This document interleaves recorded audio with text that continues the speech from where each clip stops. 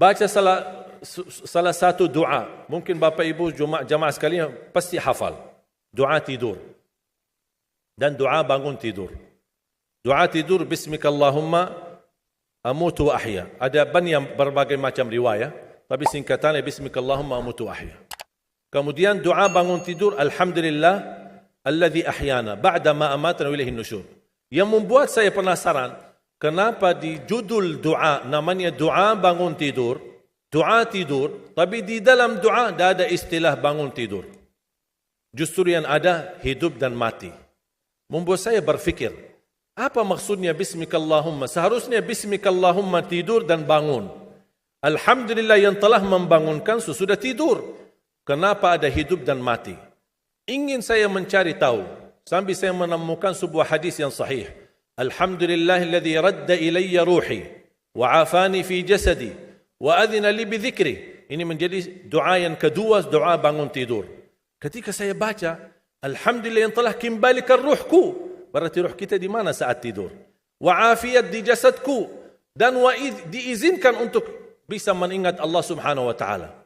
Membuat saya tambah penasaran, kenapa di saat tidur Allah sebutkan kata hidup dan mati, bukan kata bangun dan tidur.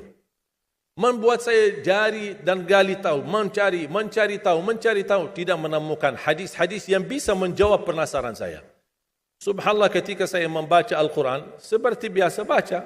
Setiap hari baca, meniatkan waktu, kadang 1 juz, kadang 2 juz. Pas sampai saya di surah Az-Zumar. Surah 39 ayat 42. Allahu yatawaffal anfusa hina mautiha, wallati lam tamut fi manamiha. Fayumsiku allati qada alaiha al-maut. ويرسل الأخرى إلى أجل مسمى إن في ذلك لآيات لقوم يتفكرون. Saya langsung sujud syukur. Saya berkata, itulah jawabannya. Allahu yatawaffal anfusa. 2 kali Allah memegang nyawa kita. 1 saat kita meninggal dunia. 2 saat kita tidur belum meninggal dunia. Allahu yatawaffal anfusa hina mautiha, ketika tidur mati, sudah meninggal dunia. Nyawa kita dimegang oleh Allah SWT. Allahu yatawaffal anfusa hina mautiha, wallati lam tamut fi manamiha, dan Allah memegang nyawa seorang ketika dia tidur tapi belum mati.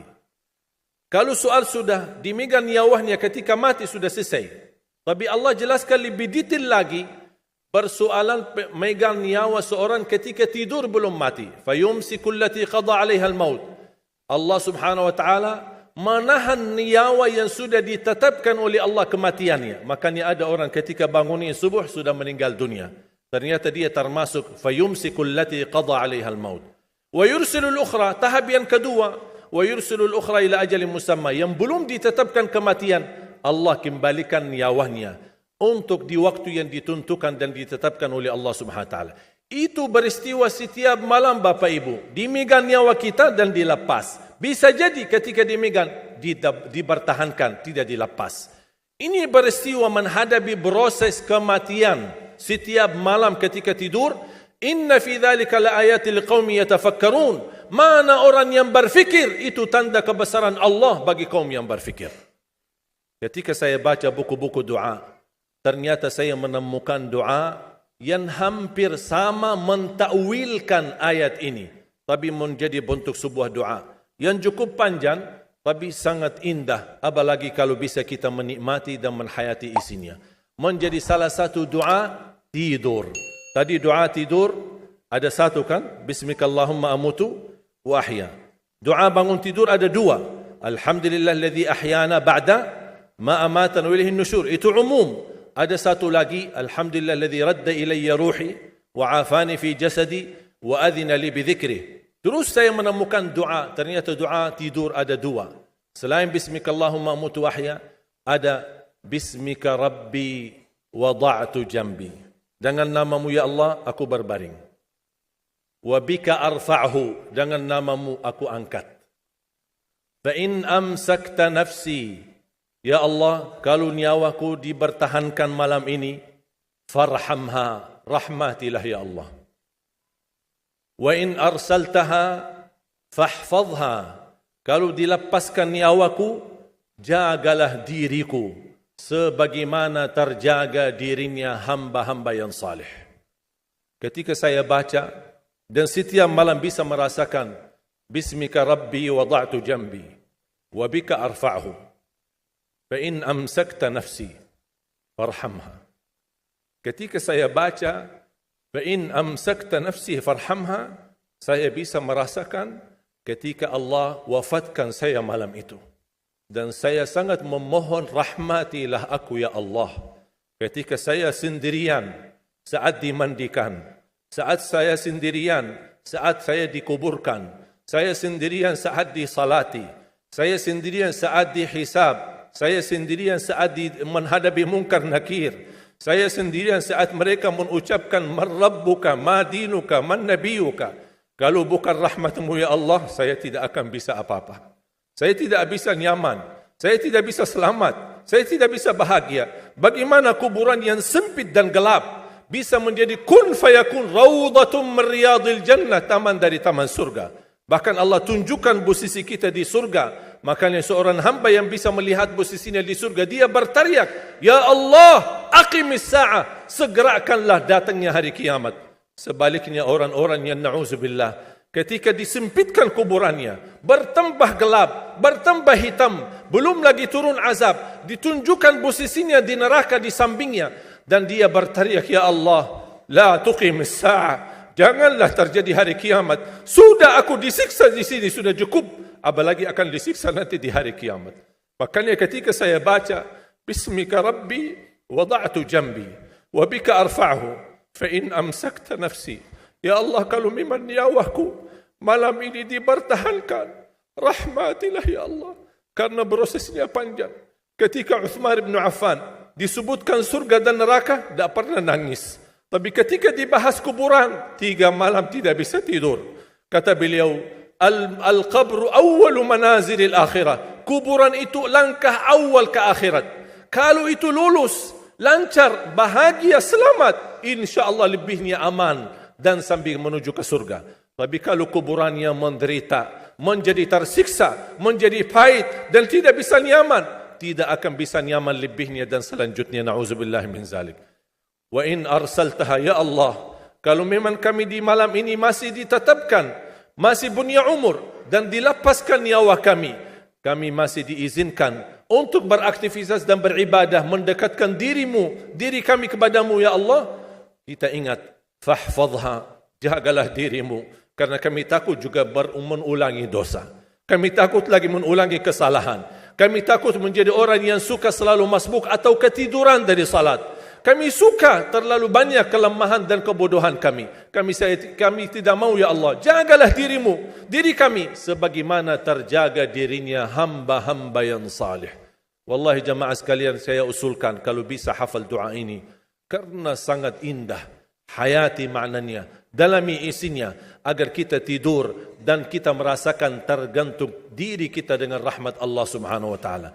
Kalau memang mati malam itu, kita insya Allah dirahmati Allah. Kalau kita masih punya umur, mudah-mudahan kita terjaga untuk bisa menjadi sebagaimana hamba-hamba yang salih. Jamaah sekalian, kematian itu jauh lebih dekat daripada titik nafas kita setiap hari.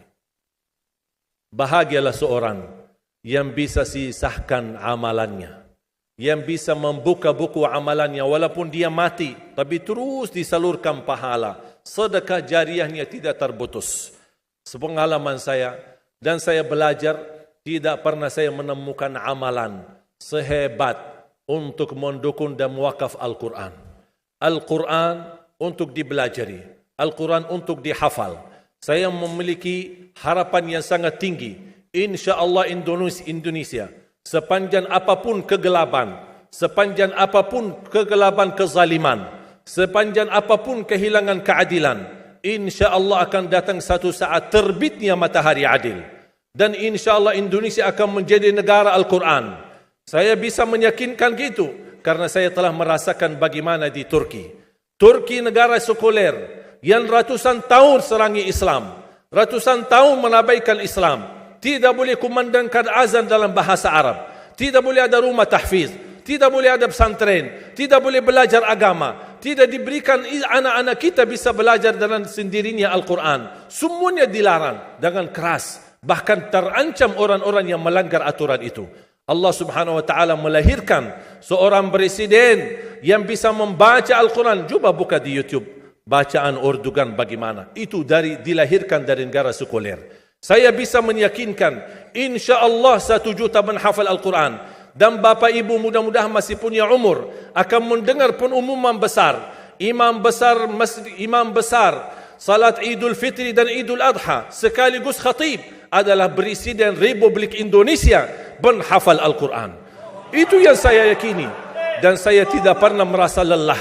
Dan saya selalu berkata sama istri, kalau saya mati itu pun karena saya bersama Al-Quran. Wallahi jamaah sekalian, yang bersama Al-Quran tidak akan merugi. Berkah rizkinya, berkah umurnya, terjamin kebahagiaan. Allah Subhanahu wa taala hanya minta satu, berkenan bersama Al-Quran di dunia. Apa yang kita dapat? Apa yang akan dibalas? Akan Al-Quran temani kita di dunia, akan temani kita saat sakratul maut, akan temani kita di kuburan membela kita, akan menemani kita saat kita dibangkit oleh Allah, akan menemani kita saat hisab, akan menemani kita saat berjalan di atas sirat yang sangat tipis dan panjang, bahkan tajam jalanannya. Begitu sampai ke surga, apakah Al-Quran melepas? Tidak akan melepas. Al-Quran masih berkenan, padahal kita hanya cuma sekali berteman sama Al-Quran di dunia. Dia begitu luar biasa panjangnya bertemanan sama kita sampai ke surga. Bahkan akan temani kita masuk surga. Sebagaimana bersabda Rasulullah SAW, yuqalu liqari'il Quran, ahlul Quran di dunia yang kesibukannya baca, kesibukannya hafal, tidak membuangkan waktu sia-sia, selalu bersama Al-Quran. Allah suruh dia, bacalah dalam surgamu, naik derajatmu. Baca, naik lagi. Tambah lagi baca, naik lagi. Sampai di posisi mana pun anda berhenti baca, disitulah posisimu di dalam surga. Bagaimana kata Siti Aisyah di riwayat Imam Muslim, jumlah tingkatan-tingkatan dalam surga Allah sesuai jumlah ayat Al-Quran. Oleh karena itu tidak ada yang lebih tinggi di dalam surga Allah daripada Ahlul Quran. Cukuplah bahagia Ahlul Quran ketika di hari kiamat dipanggil. Semua manusia dibangkitkan oleh Allah. Malaikat memberikan pengumuman. Mana Ahlul Quran? Berdiri, rapat, berdekatan. Mereka maju. Mau bawa kami ke mana? Kalian terpilih menjadi orang yang terdekat sama Allah. Karena Ahlul Quran adalah keluarga Allah Subhanahu wa ta'ala. Bukan hanya kita sendiri yang mendapatkan anugerahnya dan manfaatnya.